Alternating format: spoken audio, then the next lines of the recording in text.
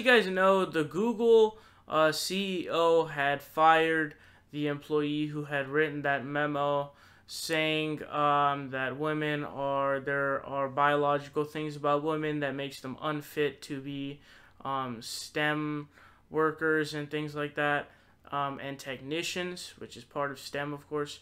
But Steven Crowder, of course, the outrage media, which is what his model is. He has an outrage media calling everything and everything social justice warriors. He has even stooped to the bottom of the barrel calling Bernie Sanders a social justice warrior. But anyways, we'd have to agree on what the connotation of social justice warrior is. He has now gone completely off the rails, forgetting any complete common sense in any context or history or any understanding of basic things. He has called this fascism. He called it fascism. This is truly remarkable to me because, you know, I'm a progressive, right? So I think that there are cases where there's wrongful termination. And I'll give you the perfect example. So if you guys recall the Al Franken questioning with Neil Gorsuch, he said he was talking about the case where there was the trucker who had called and said, hey, I need to get out because if I don't get out, I'm going to freeze to death and die of hypothermia. But they said, no, stay out there. So now you're set in a conundrum. Hey, if I get out and I stay alive, I'm going to get fired and lose my job. But if I listen to them, I won't lose my job, but I'll be dead. So either you have to choose between listening to them and dying, or you would lose your job and live. So is it fair to fire that employee who disobeyed orders simply because he was watching out for his life?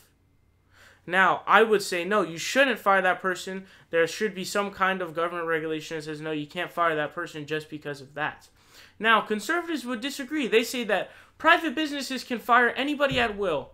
That is part of the free market. If the boss is having a bad day and he pissed his pants, sorry, he can just fucking rage at you and fire your ass right on the spot just like that.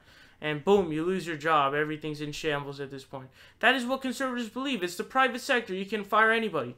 But all of a sudden, now that the Google CEO exercises the right that you specifically prescribed him, you said that private business owners can fire whoever they want, whenever they want, for whatever reason, because you give the onus and the power to the private business, right?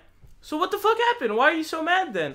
Why are you so mad? You can be mad at why he was fired, but why are you calling it fascism? First of all, fascism is inapplicable to this because fascism is the definition of a government, not a business.